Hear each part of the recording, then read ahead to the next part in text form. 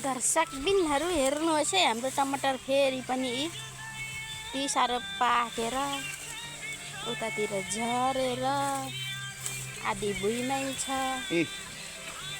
झुप्पै झुप्पा अस्ति पनि टिपेको जस्तो धेरै अचार बनाएर राखेको लागि फेरि पनि यो खाइसकिँदैन, के गर्नु, यत्रो थोरै छैन टमाटर।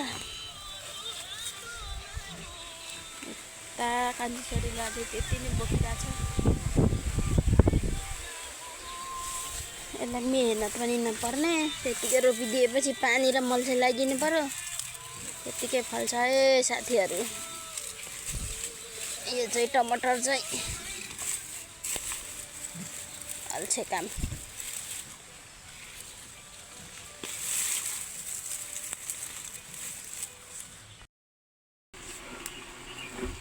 यस्तै भर्खर पकाउँदैछु साथीहरू।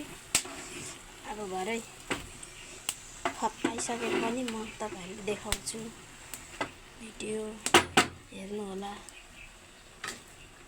अघि टिप्यौँ अनि दुई केलाइ गरेर फेरि यहाँ फर्काउँदैछु तेल र मसलाहरूमा। त्यसपछि पकाउँदै गरेको अनि यो चाहिँ पाकिसकेको साथीहरू, यो फर्काइसकेको, अब यो अचार भइसकेको तपाईँले हेर्न सक्नुहुन्छ। मा राखेर खानुपर्छ, मिठो हुन्छ।